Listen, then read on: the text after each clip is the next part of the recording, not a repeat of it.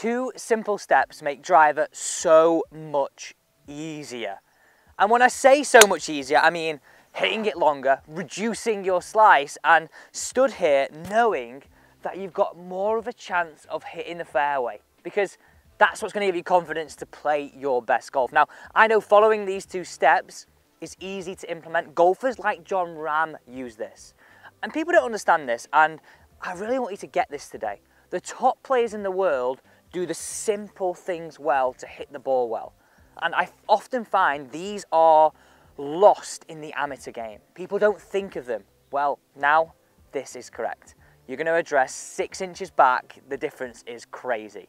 Now, I know this is how you're setting up to it. You're getting the right spine tilt, maybe even a little bit of weight on your right, and your club head is just directly behind. You wouldn't be wrong, but you're not making it easiest for yourself, because when your driver head's here, we're more likely to sort of change the angle and hit down more, increasing your slice and significantly reducing your distance, which I don't want you to do. I want you to be the longest player in your group, and doing this, you will get that. So watch this now. I'll give you the specifics later in this video, but I'm going to address here. I feel I can hit up more, and have a look at these numbers. This is going to feel strange, but honestly, well, look. That was absolutely launched. Come and have a look at these numbers here. Now, we're going to talk through the significance of this, but it says 2.5 on the up, and look at that total. I'm a little bit shocked myself, but what's the significance in this? So if we look at this hoop right here, this is the way I want you to think about it. We want to hit the ball as late as possible in the arc so we can hit up. What I often find is we set up like this with the best intention, but have a look where our arc bottoms out here, behind where our club head starts. And I always think that logic is quite strange. Why not start where you want it to bottom out? You've got a start and stop point in there, haven't we? We've got a bottom of the circle where we're starting. We're not trying to move it back because we want to get through the driver. We want to get through all our shots. So the great intention changes, and that's why now we then hit down on it. So addressing behind the golf ball, let's just say 6 inches, roughly there, bottom of the circle. Look how now we just have to come back to where we started. And you might be thinking, Alex, well, that's really too simple. Well, yeah, I said this. Top players do the simple things right.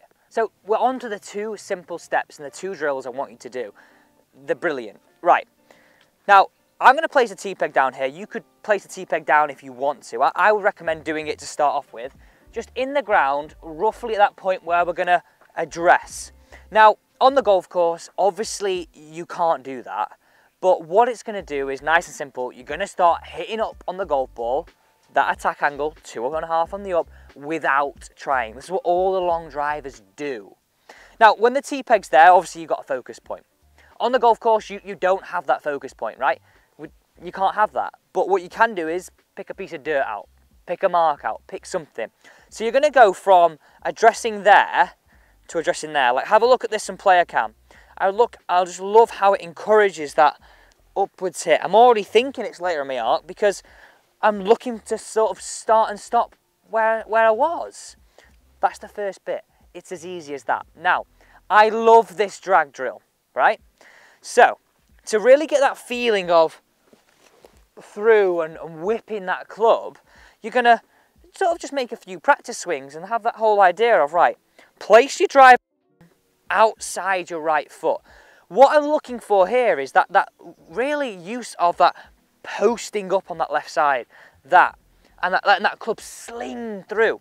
So place that club on the ground, simple as that, drag, let it go through. It's not slide, it's not round. You really think I'm going to drag that club on the ground for as long as possible and then just let it sort of project up. Just that. Have a look at that in slow-mo, just there to there. I really get that feeling. It gives you a sense of power, turns that body on. Now, I always say this, whatever level you are, do that slow, do that fast. You can improve this by 1 or 2%, and I want you to do that. So it's just such a reminder, so many of you have signed up to the AE Club.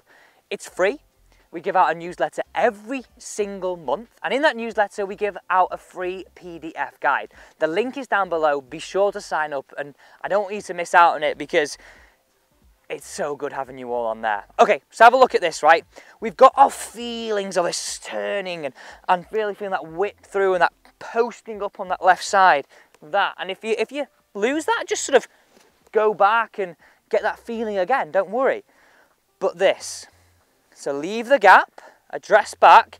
I'm almost going to try and feel now a swing and just sort of skim that T-peg. Remember, if there's no T-peg there, just skim that mark on the ground. Have a look at this up again for me.